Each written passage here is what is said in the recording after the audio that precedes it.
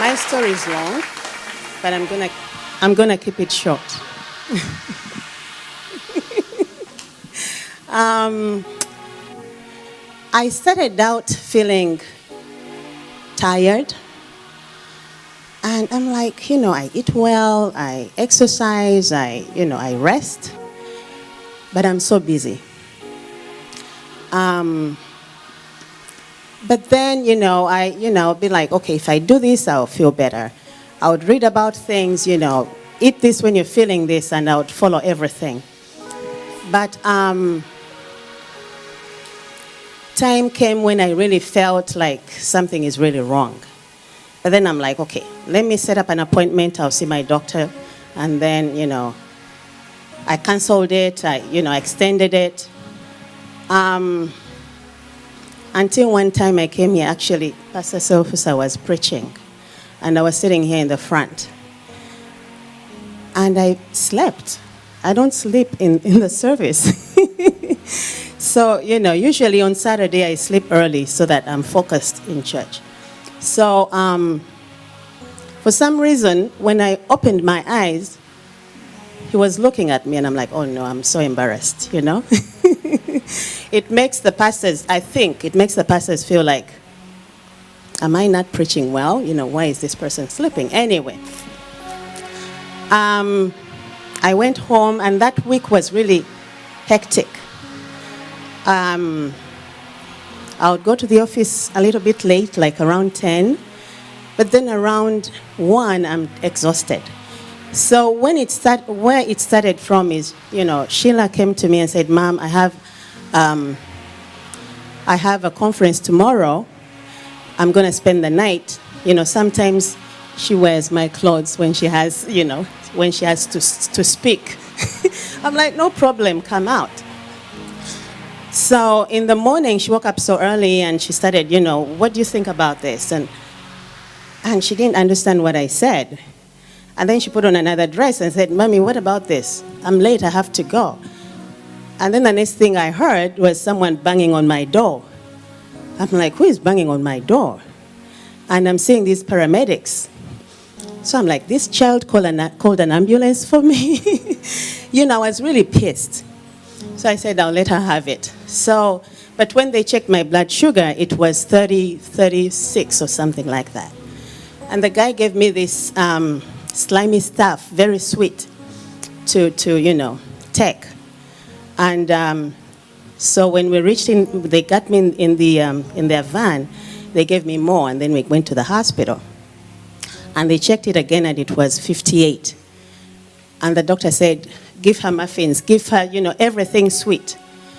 So they pumped it up, and the doctor asked me, are you diabetic? I said, no, I'm not. So he said, you know what, you need to see your doctor, but you need to start eating small meals.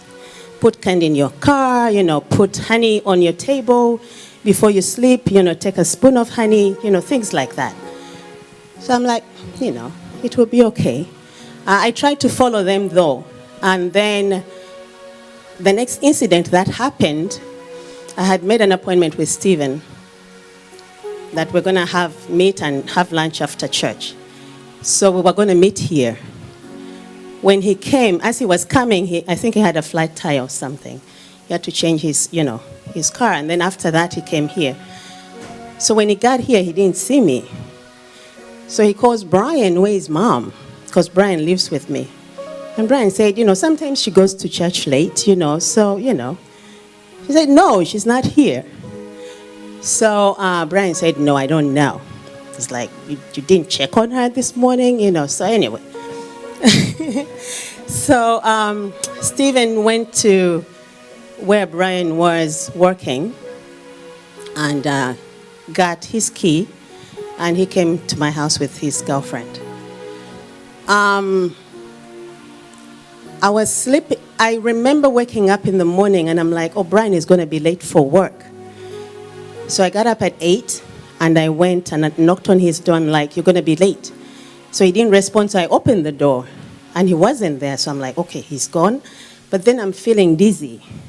I'm like, what's going on?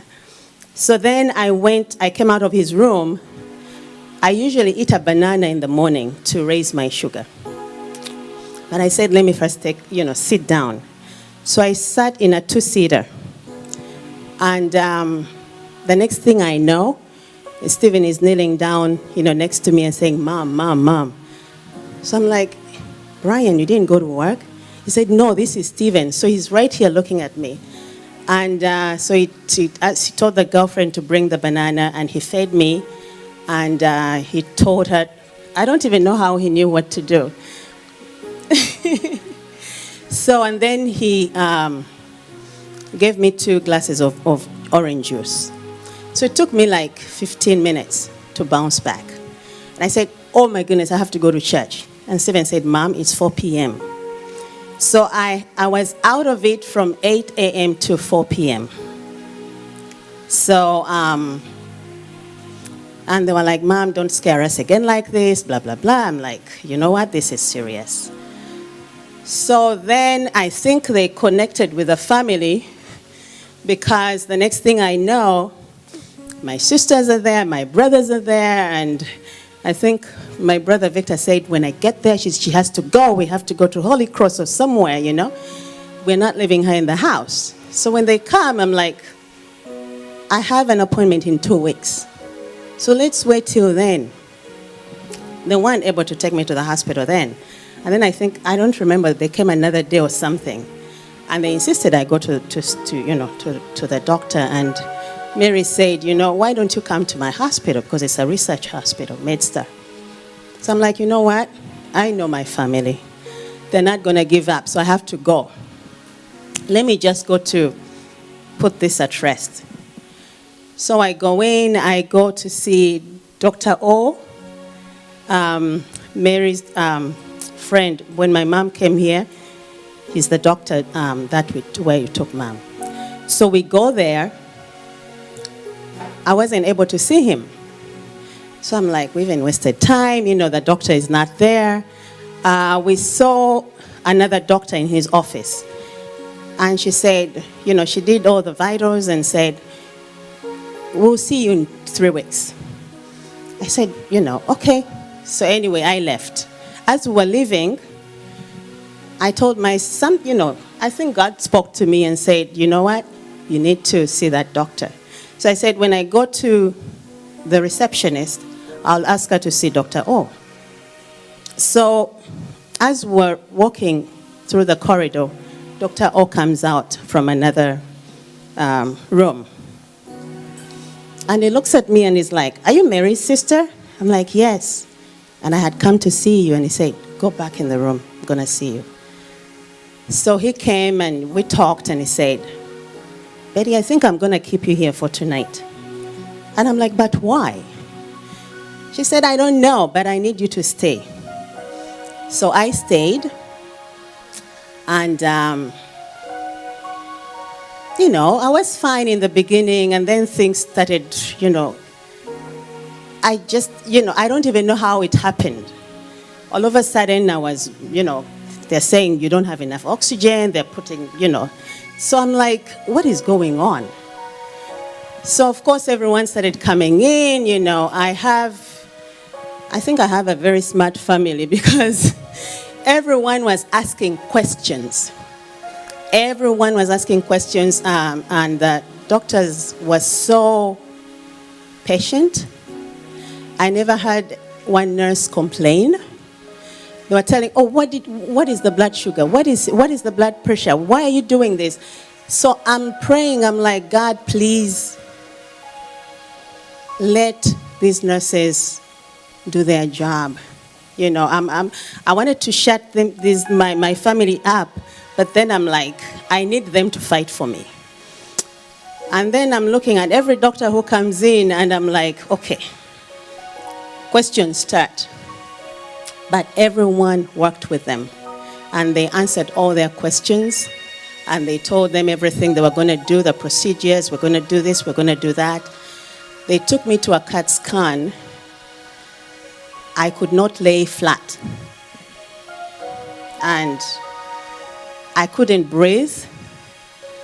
So the minute we got in there, The guy was like, ma'am, we need you to, move to, I'm like, listen, I cannot lay flat. And the guy is like, but we cannot do this when you're sitting up, because the thing is round, you have to go in. I said, listen, I cannot breathe laying flat. So they tried putting pillows, and I'm like, God, how did this get to this, People eat burgers every day, they don't exercise, but me, I'm on top of things. I'm on top of my life, At least that's what I thought. And so, then I remember, there's so much I don't remember. There's so much they told me that I'm like, that was me. That happened to me, But the only thing that I want to talk about is I had gone for surgery and came out. I don't remember anything.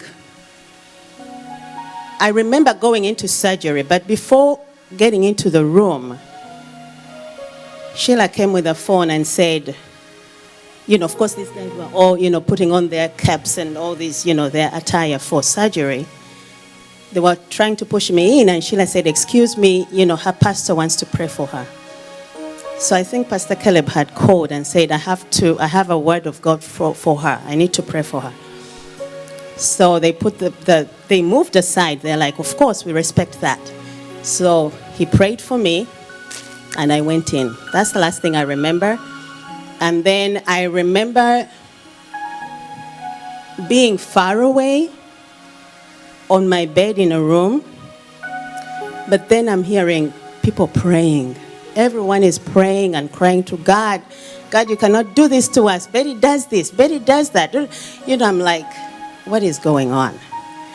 And then I'm hearing, Betty, open your eyes. People, touching my fingers. We need to, move your toes. I'm like, but I couldn't move anything. So I said, oh no, this is not good.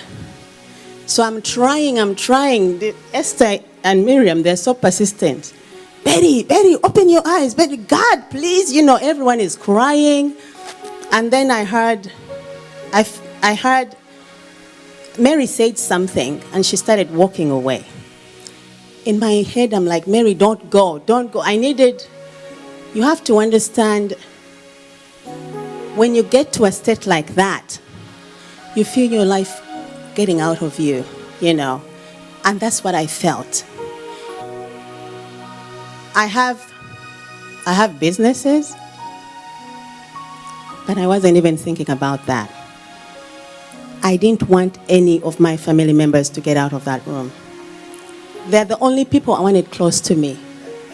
So, what they say is, what they say about money, that, your bank account is this, and, you don't think about those things when you feel like you're dying, But I felt my life getting out of me. But I was at peace that my family was around me. But I kept on fighting. Come back, don't go, And I said, God, please help me do what they're asking me to do. And I don't know how it happened. Of course, it's God. And I moved my toes, and someone said, oh, she moved her toes. And everyone was like, really? How come they're not moving now? And I'm fighting to move them again, and they're not moving. And then I'm like, let me move something. But nothing was moving. I felt my whole body, but nothing was moving at all. So people are praying, the hospital, the whole ward was very patient. They did not complain.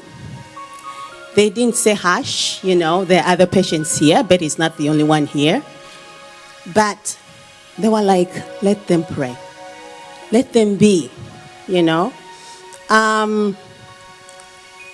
But that time made me realize that life is too short. Life is very, very short. We get so busy, we don't have time for God. Sometimes I would pray under my breath, and as I'm praying, I go to sleep. Friends, we don't have any guarantee in this life. You can, God forbid, but you could be going home and you don't get home. Anything can happen. You can go to sleep and not wake up. So we really need to pray every day. You don't have to concentrate or, say, okay, I need to put this, my Bible, where's my Bible, where's my book, where's my pen? I need to concentrate and pray. You can pray under your breath. You can pray when you're sitting on the toilet. You can pray anywhere. A short prayer, that's what matters. But we need to dedicate our lives to God every day, every hour. We think things that are not right. We hurt one another. We don't have, when you think about your life, do you make a difference in someone else's life? Who are you? Why are you here? What's your purpose in this world? People don't get this opportunity and they die.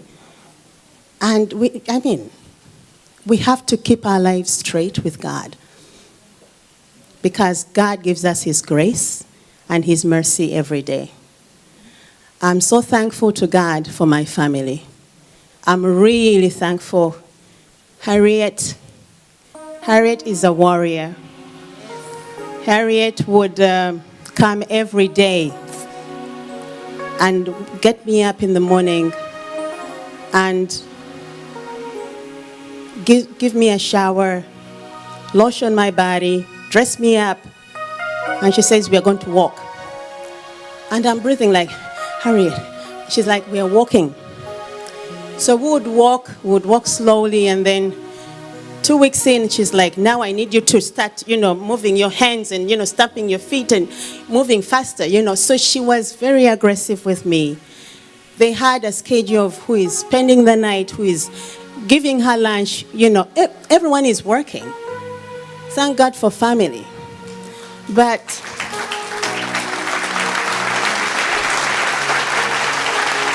they were there for me. Lunch, who is bringing lunch? What do you want to eat? I don't know, I don't have an appetite. You have to eat. Who is doing dinner? Who is sleeping over? Sheila made a schedule with her aunties and uncles, and everything worked well. Pastor Irene, thank you for the love. Pastor Irene would spend the night in the hospital with me, and she would put on praises the whole night. I would just sleep in the spirit. There's a time when I almost gave up. I don't remember who was there with me, one of my kids, I think, and I said, this is too much. This is too much, God. This is too much.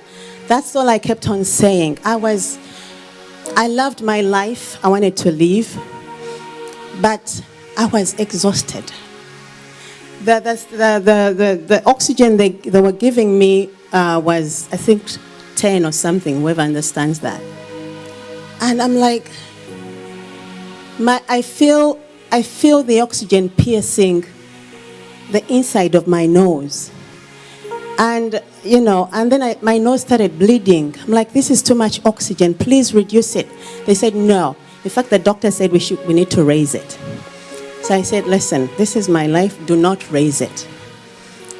So when they left the room, I would take it off and try to breathe on my own. And then the nurse would come back and say, please do not take this thing off. You cannot breathe on your own. And then it was almost time for me to leave the hospital. And they said, you're going to go to a rehab. I am like, no, I'm not going to a rehab, because I have a business where we have seniors. So I know what they meant. I said, no. Let them come to the house, please. They said, no. The way you are, the state you're in, you have to go to rehab. So I'm praying. I'm like, dear God, I don't want to go to rehab. And I'm like, for how long? They said a month. So I said, rehab a month? So when the lady came to do PT with me to see what I could do and what I couldn't do, I was very aggressive. I was so ready for her. I'm like, God, please give me the strength. I don't want to go to rehab. And she said, okay, need you to stand up. Because they had told them that, she refused to go to rehab. I need you to stand up. And I'm breathing heavily, and God helped me, and I got up. And she said, I need you to go to the bathroom. She did all the 9 yards, sit, stand, do this, do that. And I did it struggling, but I did it. And she said, okay, let's get out. I need you to walk. They brought a walker, and I walked. It took me a while, but I did walk. And she said, I'll come back in the afternoon. They came every day to see what I could do and what I couldn't do. And so at the end of it all, I passed. I passed, and she said, okay, we're gonna talk to the doctor and see if PT can come to your house. So I said, praise God. And so after that, I think they said, they gave me they said, oh, tomorrow, they're releasing you tomorrow. I'm like, I need to go home. The hospital bed was very uncomfortable. Then the next day, they drew blood. I got swollen like 3 of me or 2 of me. They couldn't even see the veins. Every time I saw that cut coming in, I'm like, blood. One time Stephen counted and said, 16. All these for what? But that was every day, in the morning, at lunchtime, in the evening, at night. Every day they were drawing blood. Because it's a research hospital, they're like, we don't understand what's going on, we're doing all these tests, everything comes back negative, we don't know what's happening. So the day they were releasing me, they changed their mind. And I'm like, what's wrong? They said, oh, they need more blood before you leave. I said, okay. So I give them that blood, and I don't see any family member. I'm like, how am I going to get home? So Sheila is like, someone was going to pick me up or something. And so they're not coming. And I said, listen, you guys were releasing me yesterday, and I'm still here today. I have to go today. So they said, but you need your family to go. I said, I will call Uber. I have to go home today. I mean, it was almost a month, and I was tired. I needed to go home. So anyway, Joanita came and picked me up, and I went home, and the rest is history.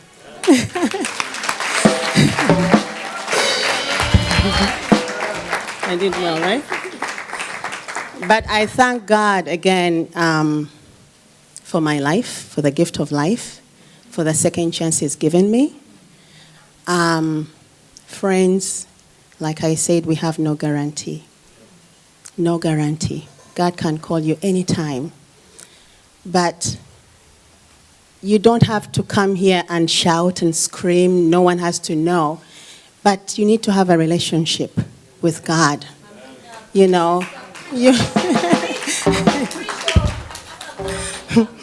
We all need to have a relationship with God, because I didn't expect for this to happen to me. I thought these things happened to people who didn't take care of themselves, but it did, So, and then also you need to have friends who can pray. Because sometimes I would be tired and I would call Pastor Irene, I would call Pastor Mayengo, Pastor Caleb. I would be like, I need prayer, I don't know what's going on, but I need prayer, And they would intercede for me. If you can't speak, they'll help you. They'll speak for you. They'll pray for you. They'll help you, stand with you. But if you don't have anyone in your corner to pray with you, then you're all alone. Life is hard, especially in this country.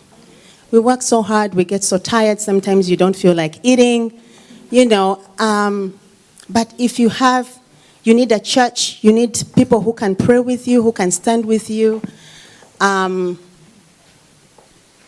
I think this has been a lesson to my kids and some people I love. Brian came to the hospital and looked at me. He has a chain he loves so much. He took it off and said, "Mom, this is yours. I've given it to you."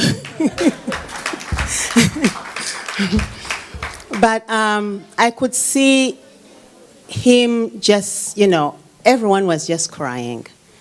And I said, "God, please, give me another chance, to enjoy my kids, to enjoy my friends. I wasn't even enjoying my life because I was so busy. We have to have time for us, but most of all, we have to have time for God." So, thank you so much. I saw all the messages. They had taken the phone away from me. So many had called. The kids were giving me all the messages. The church members, thank you so much. Pastor Mayengo, Mrs. Mayengo, thank you. Pastor Caleb, Mrs. Caleb, thank you so much. Thank you, everyone. Pastor Serufusa, Mrs. Serufusa, thank you. Thank you for the love. Everyone who came to the hospital, thank you. And I love you so much. And I'm going to invest in the house of the Lord more.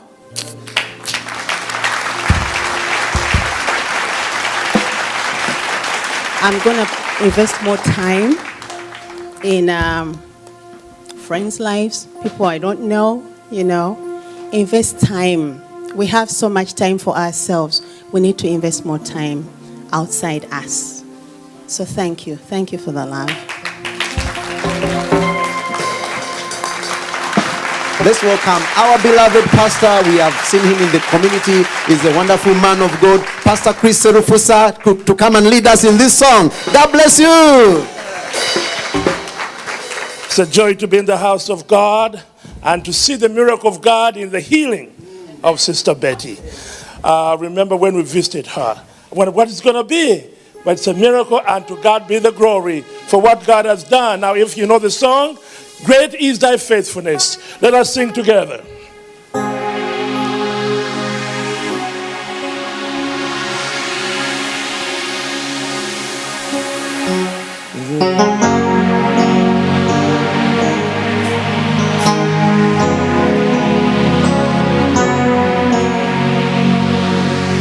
Great is Thy faithfulness, O God, my Father.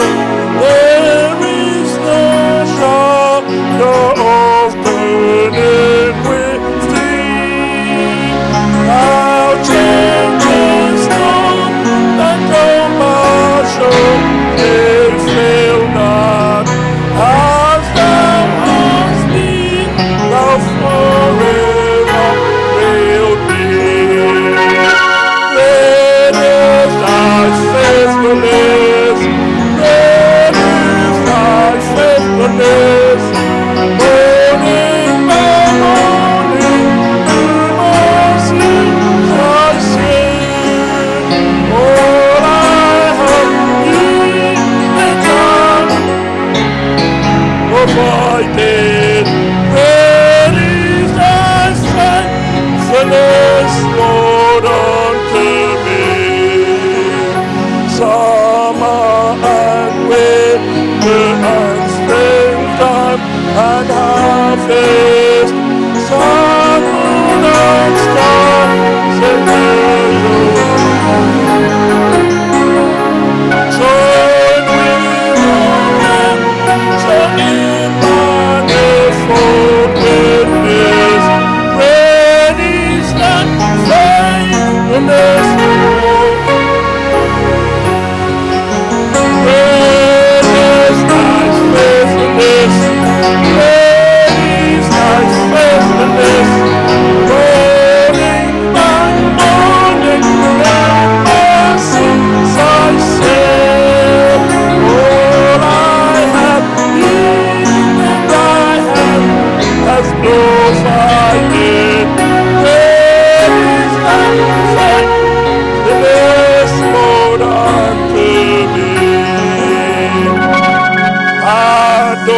for sin, and not this God is thine own submitted unto thy strength and life for tomorrow. Blessings on mine with 10,000 beside. Great is thy faithfulness. Great is thy faithfulness. New mercies I said, all I have needed thy hand provided. Great is thy faithfulness, Lord, unto me. Great is thy faithfulness. Great is thy faithfulness. Morning, morning, new mercies. Say, all I have needed, provided. Great is thy faithfulness. Great is thy faithfulness. Great is thy faithfulness. Great is thy faithfulness.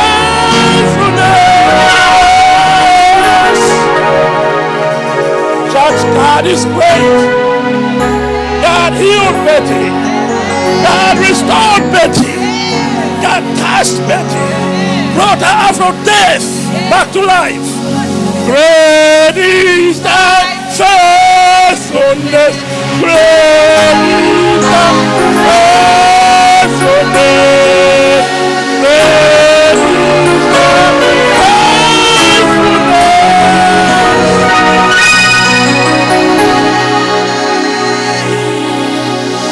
Lord,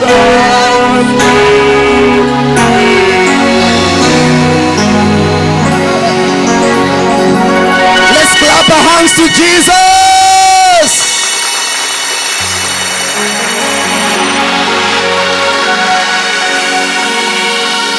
Let's put our hands together and welcome Sister Betty here on the pulpit. Come on, somebody shout to God for a wonderful testimony. Sister Betty, come on, get the microphone.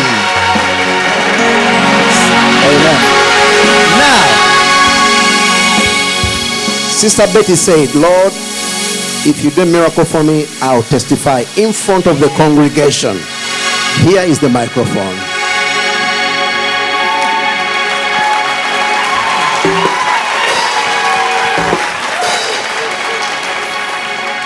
Thank you so much for coming out. I know I'm seeing so many faces that here. I see many faces that are not from this church. So I know why you're here, and I thank you so much for coming out.